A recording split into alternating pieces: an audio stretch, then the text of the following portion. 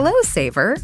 Whether you're saving for that trip to the tropics or saving for an emergency, now is the time to take advantage of Wells Fargo's savings options. Wells Fargo offers savings accounts that can help you save towards your goals. So, what are you saving for? Visit a Wells Fargo branch or wellsfargo.com/save to open a savings account today. Wells Fargo Bank, N.A., member FDIC. Wells Fargo presents one of the surest ways to grow your money. A Wells Fargo CD account, where you can earn a 5.00% annual percentage yield on an 11-month term with a minimum opening deposit of $5,000.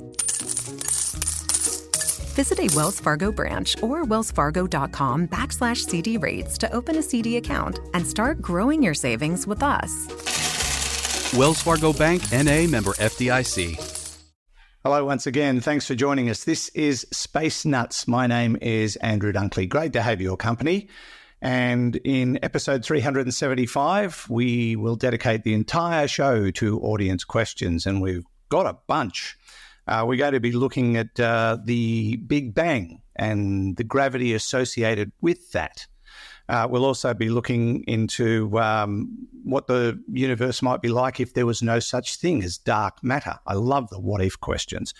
And a carbon star called La Superba.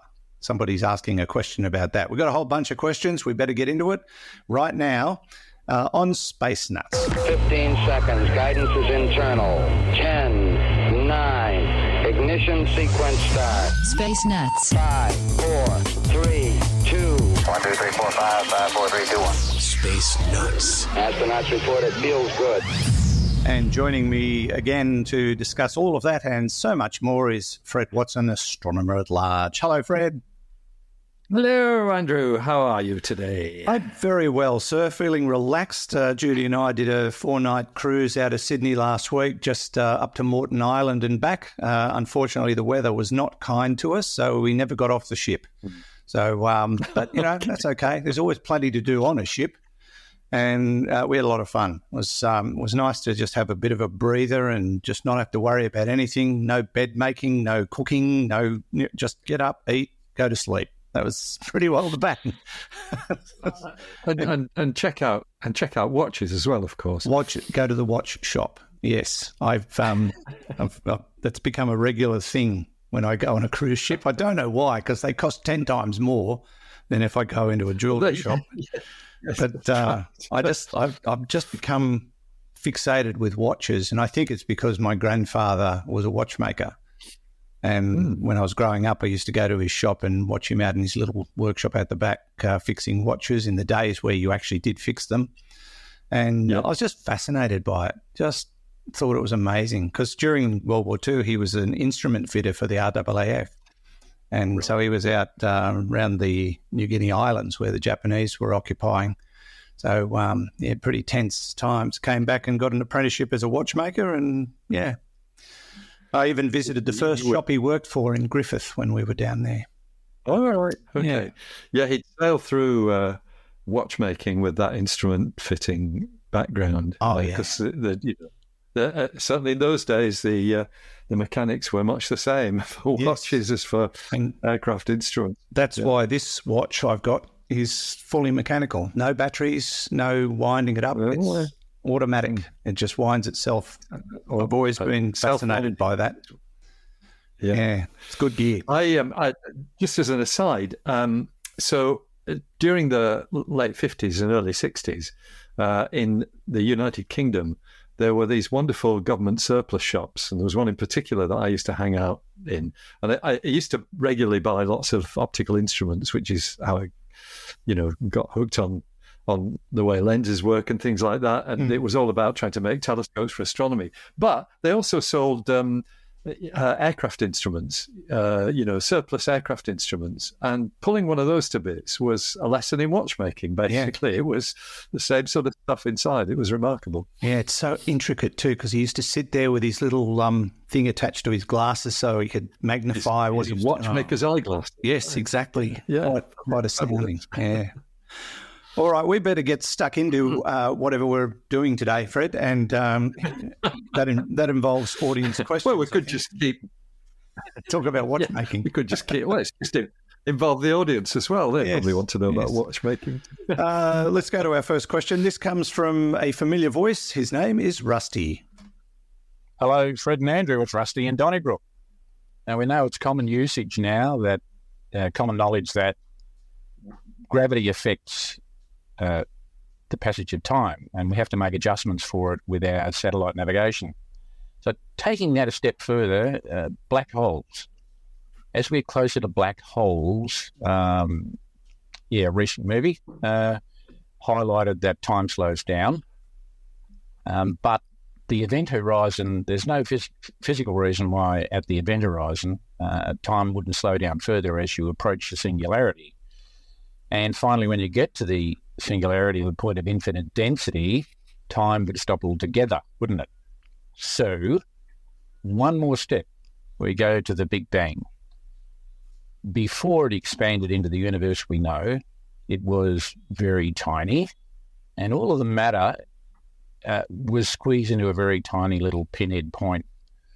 So wouldn't gravity have slowed time down to an incredible degree? And what we measure now as milliseconds or silly seconds would have perhaps taken very much longer as we would measure it now today. So could the infant universe, the embryonic universe, have taken trillions of years to break out of its pinhead size? That's the question. Cheers, guys.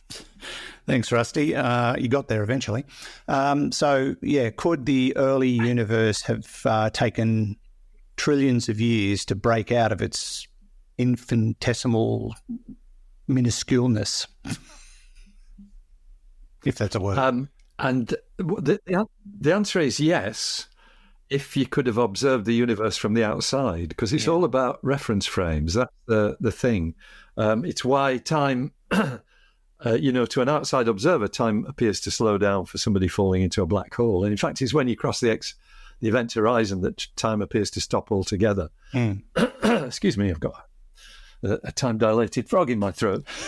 So the bottom line is it's about reference frames. But I think Rusty's point is kind of well made, because the same thought has occurred to me that, we talk about the period of inflation. Now, I'm going to get these numbers wrong, but it's something like it started when the universe was 10 to the minus 33 of a second old and stopped when it was another 10 to the minus 33 of a second old. And those are just ridiculous timescales. But if you were in the privileged position, and I think there's only God can do this, but if you were looking from the outside at the universe, then it might look like trillions of years. That's right. But for those of us involved directly with the Big Bang, which is everybody in the universe, it was a very short, it might have looked like a long time to somebody outside, but it's a very short time in the time dilated rest frame. That's the way to be precise about that. There is some, we talked about it recently, Andrew, some work that's been done here in Australia, which involves looking at distant quasars, and there's a sort of clock signal that you get from those. And these astronomers showed that, yes, we are looking from the outside effectively at the time regime that those quasars were in, and there is time dilation taking place. You can demonstrate that what we see looks slower than what it actually was because of gravitational time dilation. It's just so hard to get your head around. Yeah, you're looking puzzled there. Yeah. I don't blame you. Just the idea that the universe existed for trillions of years on a minute scale before the Big Bang. I mean, well, that's another possibility. Well, you can't prove it, but it's just that's just a massive time scale to try and absorb, to try and figure. When we talked in the past about what was there before the Big Bang, the answer is nothing. So there were trillions of years of nothing, and then there was something. No, there wasn't trillions of years of it because time didn't exist either. So there was nothing, not even time. Not even time, right? See, Even. my brain doesn't like this. No, I don't think anybody's brain does, actually. I think, that's, in that regard, watchmaking's a lot more straightforward than relativistic cosmology. Yes. Because none of it is intuitive. You've really got to go into the mathematics and sort it out that way. But the big question is, if I did get sucked into a black hole and cross that threshold where time stopped, would my watch keep working? It would. Yeah. Your watch wouldn't know any difference, apart from being spaghettified. That might interfere with the works. Let's just pretend that didn't happen. Certainly muck up the self-winding mechanism. Indeed. All right. Have we given enough attention to Rusty's question? I think we covered it. I always try to go on and you say, hang on, there's one more thing. Yeah. No, in as much as we ever cover anything, Andrew, I think, we've covered that. All right. Thanks, Rusty. Let's move on to our next question. This one comes from Michael. This is a pretty deep thought question as well. Hey, guys. This is Michael calling from Toronto, Canada. I just have another question for you guys. I've been thinking, we usually hear about Einstein's E equals mc squared as sort of a conversion from mass into energy. So I understand that it's probably a bidirectional kind of conversion that could happen, but I don't usually hear much about energy being reconverted into mass. Are there any situations that you're aware of where this does come up? So I was thinking maybe this could explain dark energy or dark matter. Say maybe there are some kinds of energy like gravitational energy, or maybe even the energy that's produced from photons in fusion in stars. That's somehow responsible for what we perceive as dark energy or dark matter. What do you think? Thanks, guys. Thank you, Michael. Like I said, a pretty deep thought type of question. Basically, turning energy into mass. Any evidence of that, and how would it work in a universal stage situation? The probably the most well-known example of energy being turned into mass is the Big Bang. Yeah, because that started off as as just energy, I guess photons, and eventually became it became a kind of super particles. In fact, the first set of this is laws of physics, which is slightly different. There was one of the first things that happened was the break between the electroweak force, which is what holds nuclei of atoms together, and the electromagnetic force, which is photons. That sort of happened in the early Big Bang period, but that's more a sort of separation of forces rather than energy being turned into mass. But energy did get turned into mass. That's kind of how it worked. But if you check up online, it's a rare phenomenon. But there are examples. I think we've actually talked about them before, Andrew. It's quite a long time ago. But back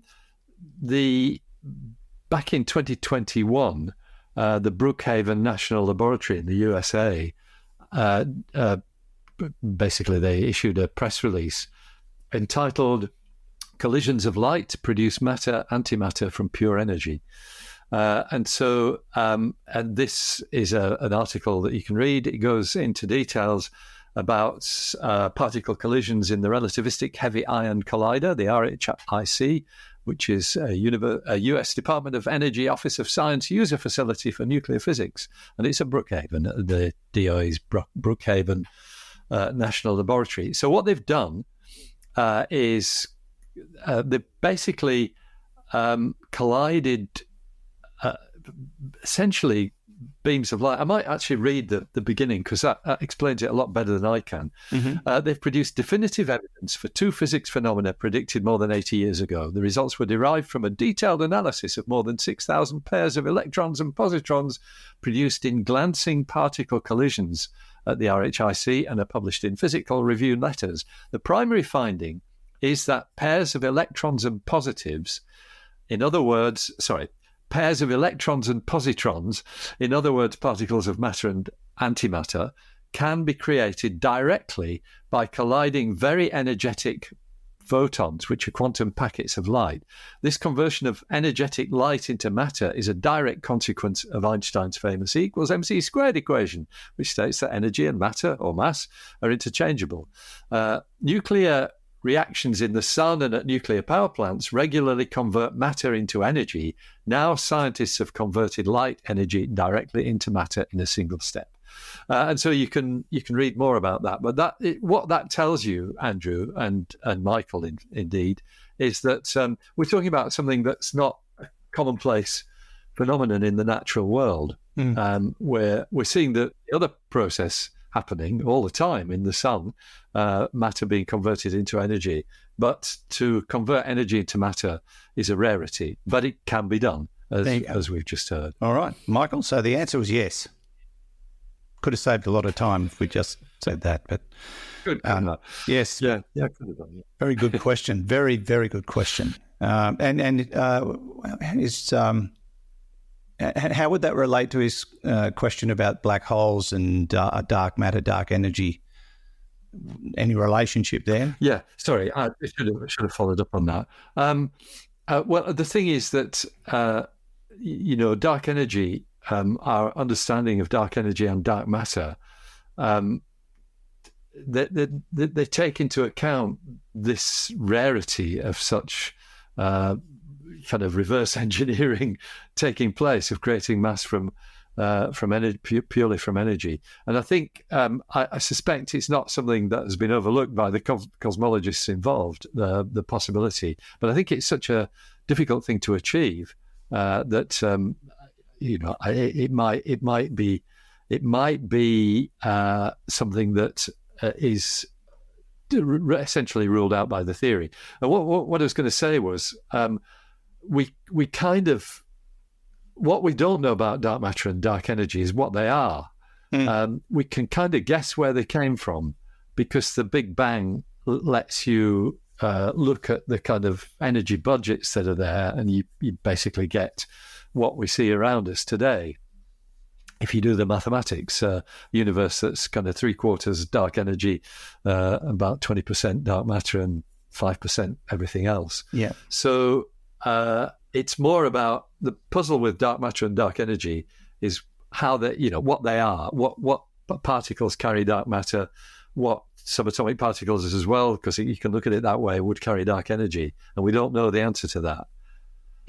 Although Okay. you can sort of work out where they came from if that's a paradox that you can deal with. All right.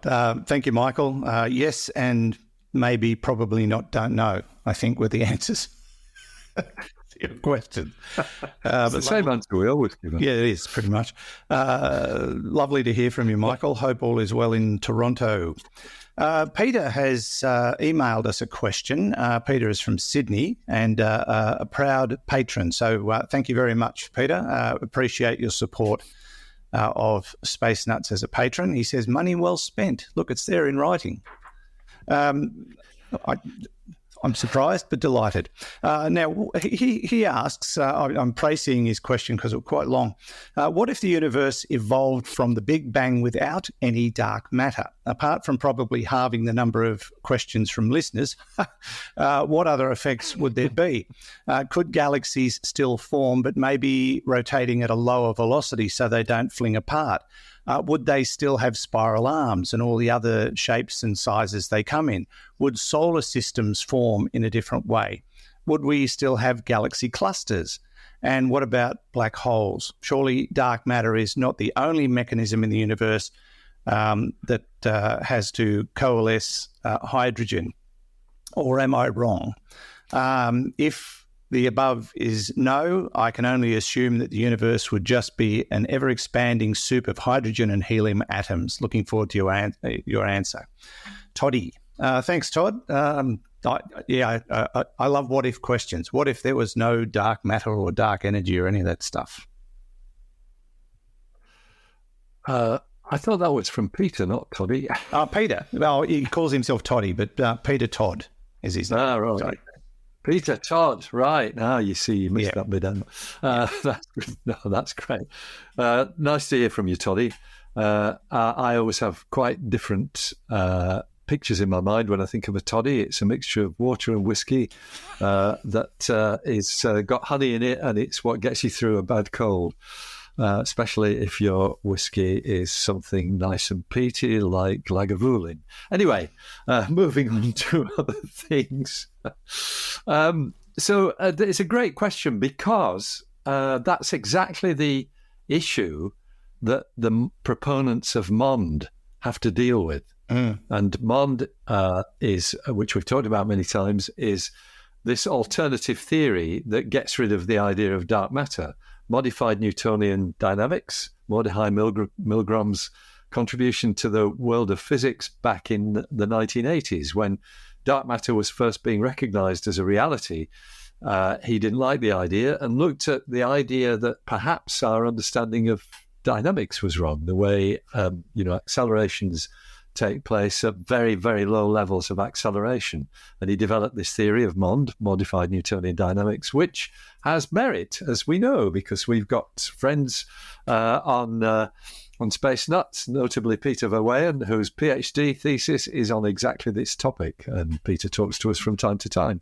So MOND certainly has some useful attributes, but I think one of the things, now Peter might well be able to correct me on this, and I'm talking about Peter Verweyen now, not Peter Todd, but I think it struggles to make galaxies in the early universe because of exactly what Toddy has mentioned, the fact that we think the dark matter provided a framework that basically gravitationally attracted the hydrogen and made stars and galaxies by that acting as a kind of nucleus for gravitational attraction. And yes, it would be possible to imagine a universe that never formed stars and galaxies, and it would indeed be made mostly of hydrogen and helium, with not much going on.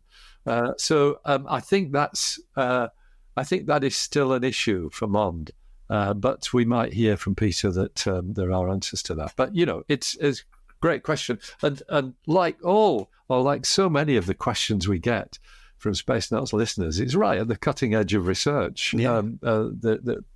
Toddy's asking questions that we really probably don't properly know the answers to. No, but it doesn't stop people wondering. And it's the fact that we wonder that leads us to investigate, that leads to ultimately answers in some cases.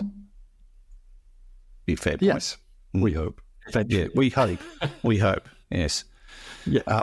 It just brings up more questions, which is quite common too. Well, that's the other thing that happens as well. That's right. Yeah. All right. Thanks, Peter, or Toddy, as you seem to like to be called. Appreciate your question. Thanks for sending it in. This is Space Nuts. Andrew Dunkley here with Professor Fred Watson. Let's take a little break from the show to tell you about our sponsor, NordVPN. And I'm pleased to be able to tell you that Nord has got a new offer available to you as a Space Nuts listener. Now, I might add that you get exclusivity with this plan. This is just for Space Nuts listeners on the special URL, nordvpn.com/spacenuts. What they're offering is with every purchase of a 2-year plan, you will receive 4 bonus months on top of what you've already bought. And that includes all their plans, their standard, their plus, and their complete plans. And all you have to do is go to that URL to find out more about it. It's a fabulous deal, and it's something that is available right now as a Space Nuts listener. Now, I've been using NordVPN for, it'd be well over a year now. I got everything. I got absolutely everything because I love their interface. I love the simplicity of it. I love its speed. It's high-speed VPN. I've noticed no lag whatsoever in using their VPN service, and it protects me from spyware, hackers, spammers, and not forgetting the censorship issues that you sometimes face and that geo-blocking as well. You can deal with all of that with NordVPN. But you can also get malware protection. You can get the tracker and ad blocker, the cross-platform password manager. That's my favorite thing. The data breach scanner. And if you want to save space on your computer hard drive, you can use NordVPN 1 terabyte cloud storage. Just put all your stuff on there. Very easy to access and protected.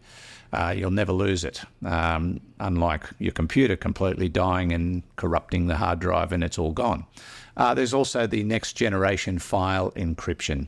Now, there are multiple plans. You can get the basic plan on the monthly, yearly or 2-yearly deal. Obviously, the longer you go, the cheaper it gets. There are big discounts on at the moment leading up to Black Friday, and you can take advantage of that right now. As a Space Nuts listener, this deal is exclusive to you at nordvpn.com/spacenuts, nordvpn.com/spacenuts. You'll get an introduction page and then click on Get the Deal and find out all that you need to know and all the plans that are available right now with that extra 4 months. And of course, don't forget their 30-day money-back guarantee. That's nordvpn.com/spacenuts.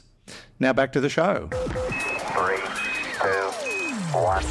Space Nuts. Okay, Fred, let's go to another audio question. This one I was particularly interested in because I think we talked about this not so long ago. This one comes from Doug.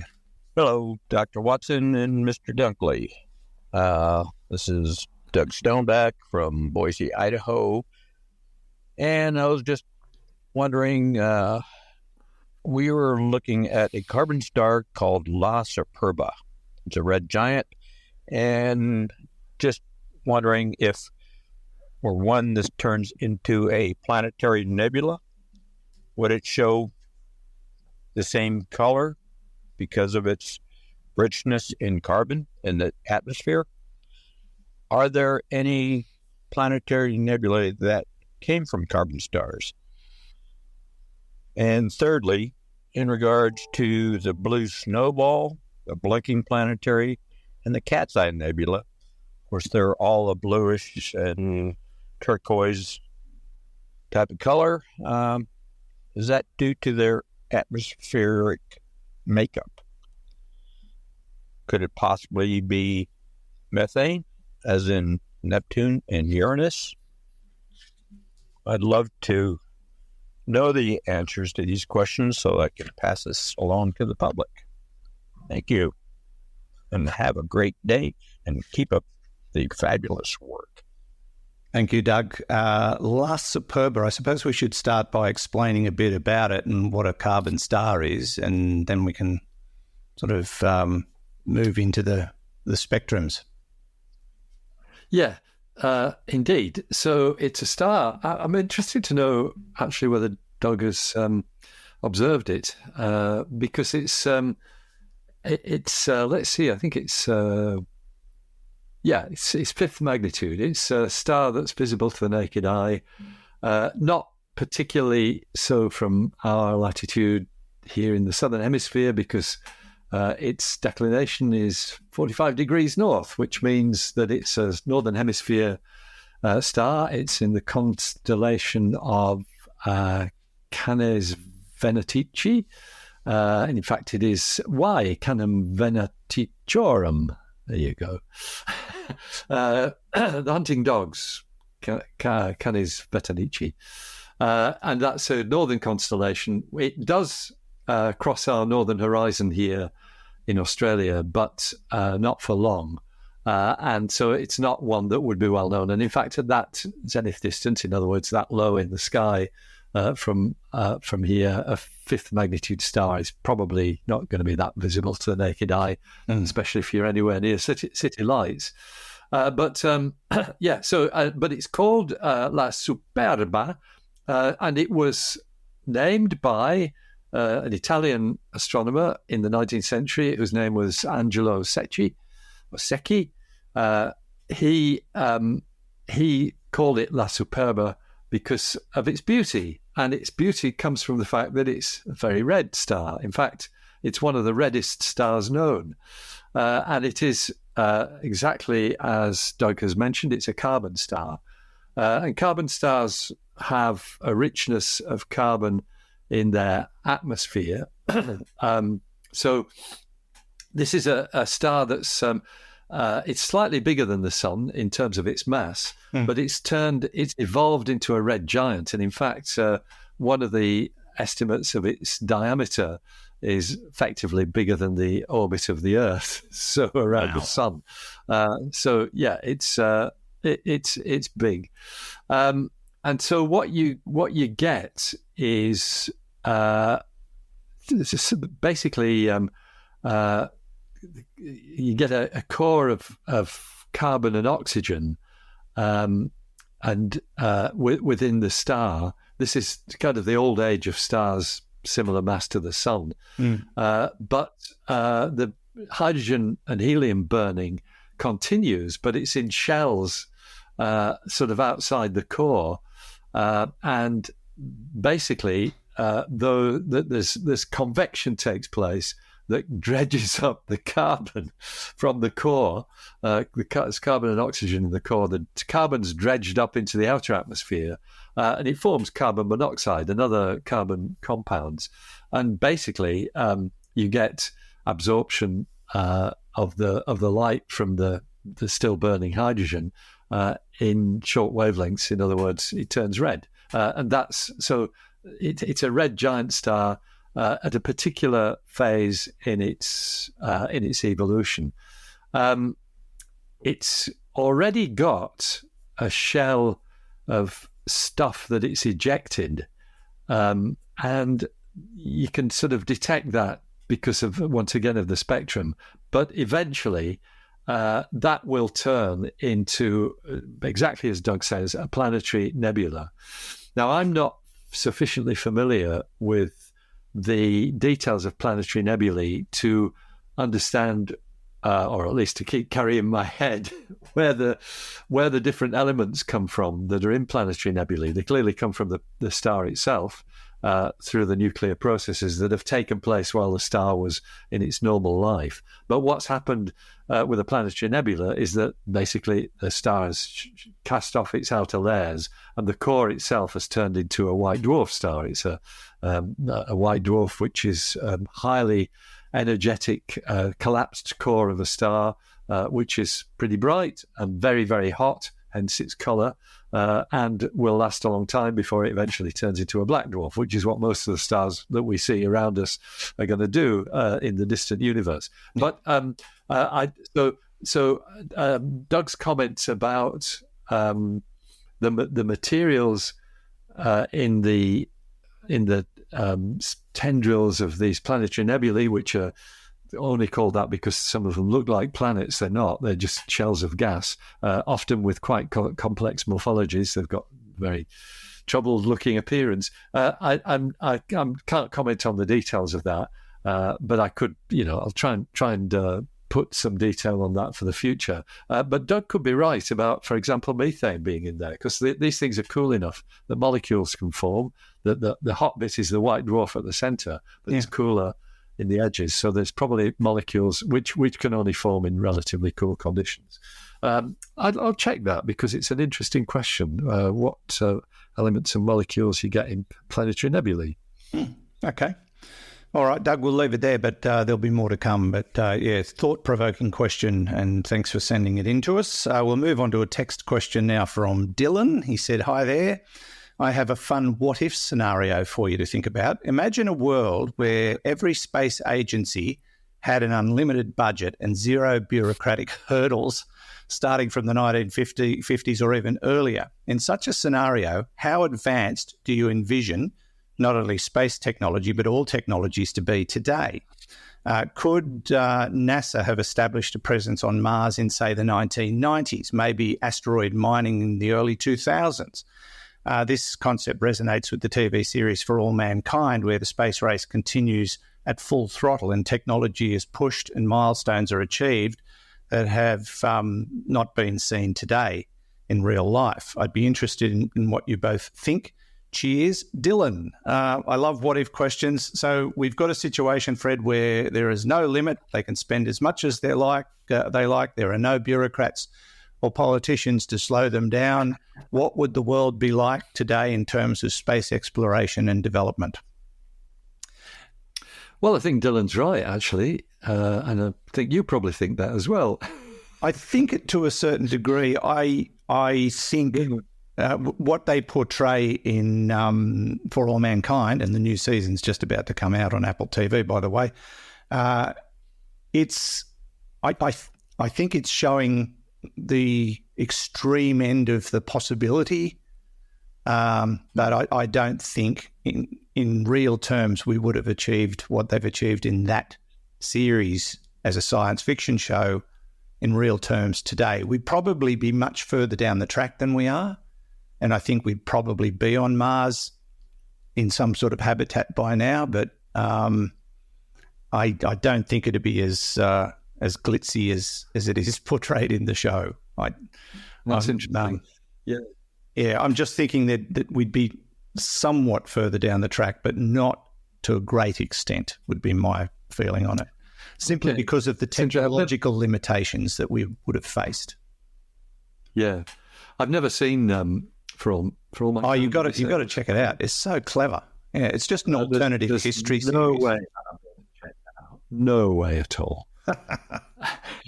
All we are allowed to watch is Scandinavian murders. Well, there you go. You've got yourself boxed in. Yeah, I'm boxed in by that. But I'm relying on you, Andrew, as my For All Mankind spy to keep me posted on what happens. Well, I think the next season, because last season they ended up on Mars. This season, it's actually set in the future, and they are now going way beyond that, and it gets into the realm of asteroid mining and that kind of thing. So it sort of started with a bang because the Russians were first on the moon, and I don't want to spoil it for people who haven't watched the previous season, because there was a big revelation in that about who was first on Mars, but I can't do that. But it does sort of push the envelope in terms of human development in space technology, and it does sort of make you think, what if they did have unlimited resources? What if the world had taken a different attitude and a different approach to space exploration early on? Would we be that far down the track now? My feeling is not quite. We'd certainly be probably much better positioned to do these things now than we ordinarily would be, but I'm just not sure we'd be as far as that show indicates in terms of human successes. Does the show does it imagine world peace, or is there still a political imperative to do better than your neighbours? There's still a political imperative to do better than your neighbours, and it's sort of evolved into a race between the United States and Russia and the private sector. That was in the last season portrayed. The race to Mars was a 3-horse race, and well, it turned out to be a 4-horse race that nobody knew about. There was a sneaky phantom player in but I can't let the cat out of the bag for those who haven't seen it. But it's and you basically had 3 missions heading for Mars at the same time, and I think in reality that probably wouldn't happen. Although we've seen it recently with the Moon, there were 3 missions happening around about the same time to the Moon. Involving the Russians. Mars is much more likely. Yeah. Sorry, I think the way Mars would, and we've talked about this before, I think the way to successfully achieve a human mission to Mars would be to collaborate rather than compete. So I think that's where the difference is going to be.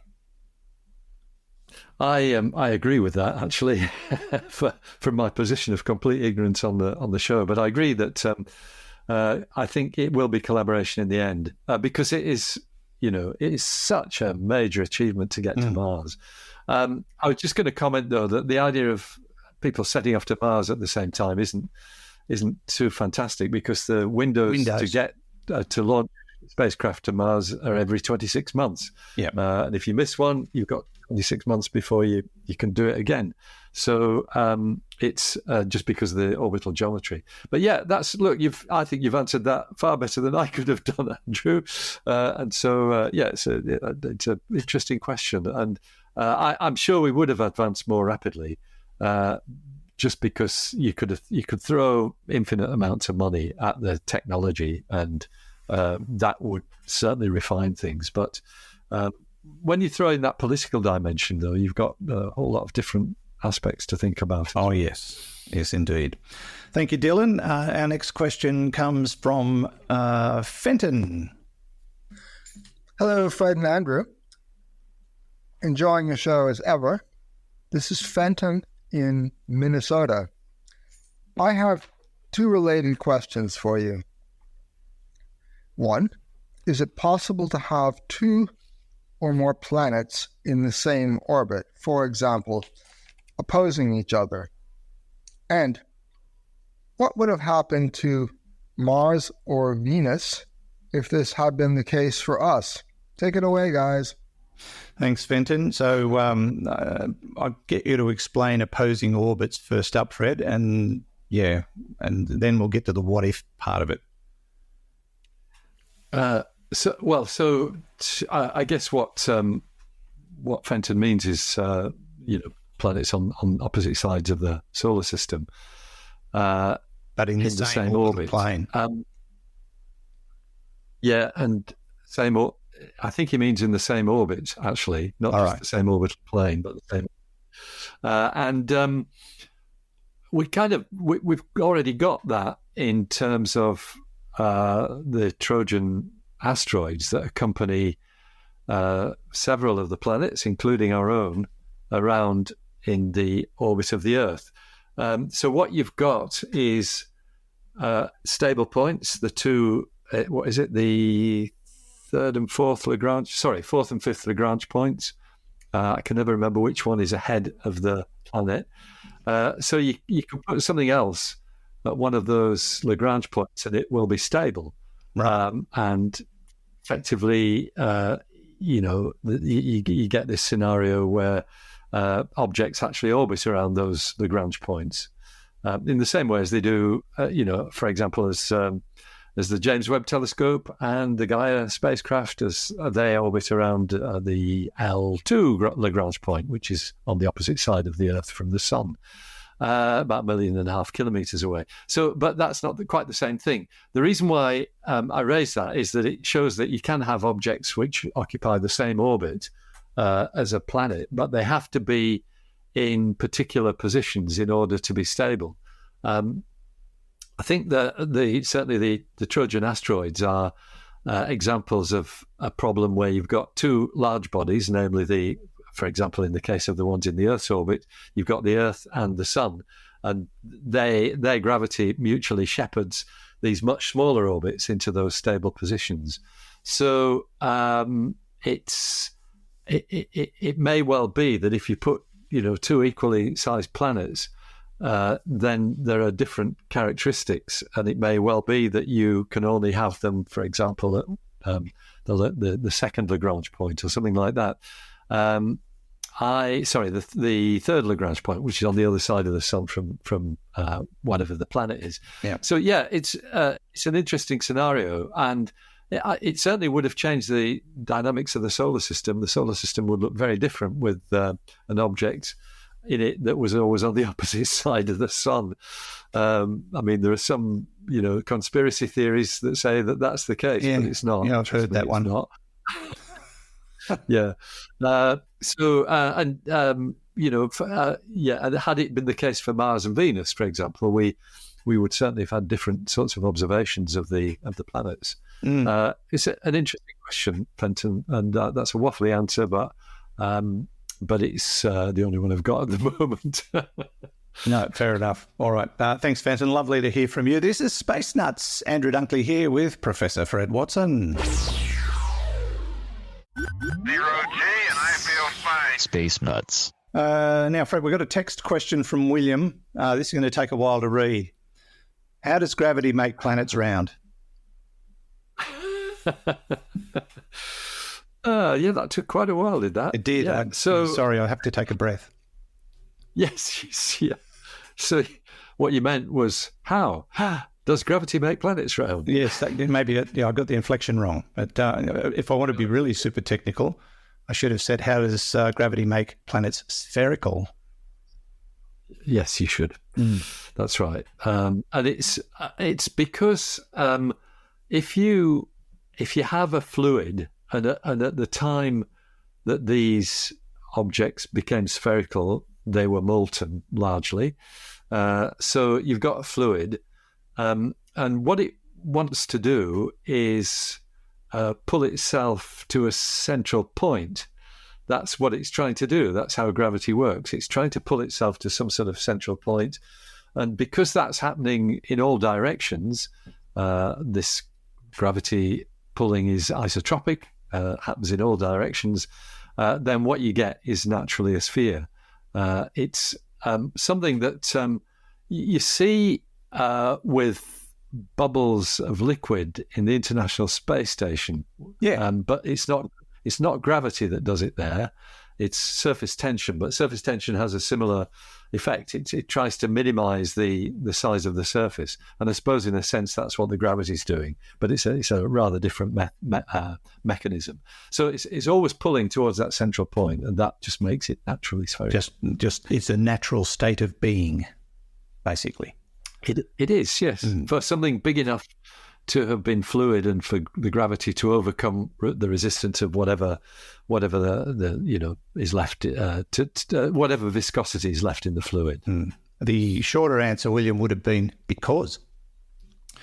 Which reminds me, on the cruise last week, we loved going to a trivia section where if you couldn't answer the question, you had to provide a dad joke, and that was the fun part. Okay. Why did the chicken cross the road? Because. Oh. I like that one. Yeah, that's pretty good. Let's get an audio. Thanks, William. Audio question now from Chris. Hello, Dr. Fred and Andrew. This is Chris Foley in the United States, just outside of Boston. Love the show. You guys are great, and it's my favorite podcast. Certainly my favorite astrophysics podcast. My question is not related to black holes, but antimatter. And I'm watching a documentary now, which is talking about the creation of antimatter through the decay of titanium-44. Now, I did not realize that antimatter was, I thought it could not be produced. I thought it was theoretical. Clearly, I'm wrong. But I was hoping that Dr. Fred, you could expand on antimatter and how it is created and how often do we see it.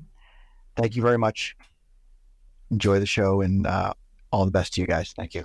Thank you, Chris. Lovely to hear from you. Hope all is well in the Boston area. One thing I don't think we want happening is the expansion of antimatter.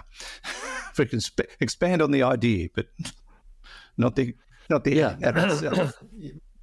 So antimatter differs from normal matter in that it's got the opposite electrical charge. And that's why a couple of minutes ago we were talking about, when we were talking about turning energy directly into mass, we mentioned that the mass that was produced was electrons and positrons. So electrons have a negative charge, positrons are the same thing but with a positive charge. So it's all about electricity. It's about the electromagnetic force. And yes, there are ways of producing antimatter, that not just the one that we described earlier in the show. It can be done in large colliders, large particle accelerators, because there are certain collisions and certain reactions that actually produce antimatter equivalents, which almost certainly, most commonly, they just annihilate one another, because that's what happens with matter and antimatter. They annihilate each other.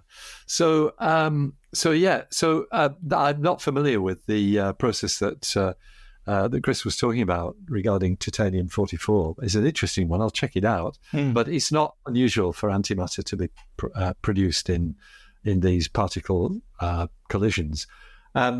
We believe that it was produced in the early universe as well. And one of the problems that cosmologists face in trying to explain the way the universe looks is why that today, as far as we know, we see a predominance of matter rather than antimatter, whereas the mathematics seem to suggest that in the Big Bang, they should be created equally. Matter and antimatter should be created in equal proportions. But they clearly aren't, because we've got an imbalance. Like we are surrounded by matter, which is just as well, because if we were surrounded by antimatter, it would be a bit violent. So interesting, really interesting question about the production of matter and antimatter. But it's even more interesting when it gets to be a discussion about the origin of the universe, because it's still one of those unsolved problems. I did find just a one-liner from back in 2017. Titanium-44 decays to scandium and then to calcium, emitting positrons, the antimatter equivalent of electrons in the second decay. There you go. So, yeah, it does happen. Well spotted. Thank you. I had to try. Okay, thanks, Chris. I think we dealt with your antimatter, which means we didn't answer the question. Next, we go to Nick, who's got a really interesting question, which, it's thought-provoking. I wouldn't have thought of this, but Nick certainly did. Hello, Fred and Andrew. This is Nick Lindsay here from Perth. I have a question that takes us back to the moon, and specifically the description that we use of the lava flows on the moon. Now, lava tends to be very viscous, and in a low-gravity environment like the moon, or microgravity, I should say, I don't quite understand how it would flow.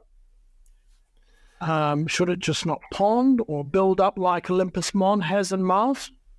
And the other thing is that lava tends to be full of gas. And should we not be seeing massive amounts of frothing, given that the gas is expanding into a vacuum? Anyway, those are just comments. Love the show. Carry on. Bye.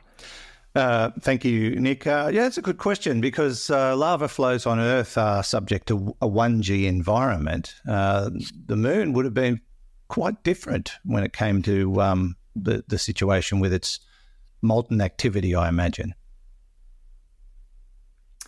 Yes, that's right. Because I mean, that's the number one thing that's different. The moon's only got 1/6 of the gravity of the Earth. But I think Nick is generalizing a little bit more than perhaps a volcanologist would. And in fact, the volcanologist who I know best is also called Nick Petford, formerly of the University of Northampton, and who has been with us many times to look at volcanoes in different parts of the world, principally Iceland and Hawaii. I'd love to hang with that guy. He's fabulous. Volcano junkie myself. Yeah, no, he's fabulous. Anyway, well, you will know if you're a volcano junkie that lava comes in different types. Oh, yeah. There's the A'a lava. These are mostly Hawaiian terms. It's basalt, doesn't flow particularly quickly. And the Hawaiians say it's called A'a because that's what you say when you walk on it in bare feet, because it's still sharp and got sharp points to it. That's a story, but it's a good one. Then another Hawaiian term, pahoihoi, it's a much less viscous lava that flows very, very readily indeed. And it's what you see splashing around. That there's when Kilauea erupts, a volcano on the Big Island of Hawaii, that's what you see. Yeah, it's also splashing around. It's also called lava. Yeah, probably is. Yeah, but it's very, very liquid, very viscous. It would sort of settle down without too much fuss if you put it into a bucket. And then there's pillow lava, which is what you get when lava erupts under a water surface underneath the ocean. It's what you get forming under ocean vents. So but I think, as I understand it, the lava flows on the moon are principally basalt, which means it's going to be lava predominantly. But it clearly has enough of a flow to it that it can form these flat plains. It's what we see now when you look at those closely is you see it covered by the lunar regolith. You don't see the lava surface itself. It's got a soil on top of it that has resulted from erosion caused by micrometeoroids, caused by solar radiation, all of that stuff. So if it was frothy and bubbly, you'd tend not to see it. That would have been worn down, because we're talking now about lava flows 3.5 billion years ago. They're not recent. Even though they look relatively smooth. I was looking at the moon last night through a little telescope, and I'm always blown away by just how smooth those maria, the lava plains, look. And that's an illusion. They're not. They're quite hilly and pockmarked with craters when you look at them closely, but on their large scale, they look very smooth. So I don't think there's an issue there. It's a good question, though, Nick, and I hope that helps you to answer it. Excellent. Thanks, Nick. Lovely to get your question. And a reminder, if you do have questions for Fred, you can send them in to us via our website, spacenutspodcast.com or spacenuts.io. There's a couple of options there, the AMA tab or that little buttony thing on the right-hand side that's purple for some reason. Keep them coming. We've got a whole bunch, but we always want more. So send them in to us. Don't forget to tell us who you are or and where you're from. We love to know all about you, how many dogs and cats you've got, budgies, whatever. Sorry? Goldfish. Goldfish are very important in the world. Yes, I had plenty. In my life. Loved them. My favourite was a little one called Spot. He was good. Let me guess why he was called Spot. Have a go. Did he have a spot? He might have had a spot. He had a white spot on his body. Yes, he did. He was so excited every time I walked in the room. That's why I liked him. He used to just go, "Oh, Andrew's here!" No, he actually probably was just going, "Food." I imagine. But send your questions in and have a browse while you're there. Check out the shop, and maybe you want to become a patron. You can do that on our website as well, spacenutspodcast.com. Fred, that wraps it up for another week. Thank you so much. It was a lot of fun. Love the thought-provoking questions. Here. Me too. So I'll see you in a week, or less or more. Who knows? I think I can manage that. I think that would be great. Yeah, let's do it, Andrew. Let's do it for a change. Okay, just for once. In a week. Yeah. Thanks, Fred. Catch you later. Sounds good. Take care. Fred Watson, astronomer at large, part of the team here at Space Nuts. Hugh was unable to join us in the production booth this week, so everything went perfectly. And from me, Andrew Dunkley, great to be with you. Hope you can join us again on the very next episode of Space Nuts. Bye-bye. Space Nuts. You've been listening to the Space Nuts podcast. Available at Apple Podcasts, Google Podcasts, Spotify, iHeartRadio, or your favorite podcast player. You can also stream on demand at Bytes.com. This has been another quality podcast production from Bytes.com.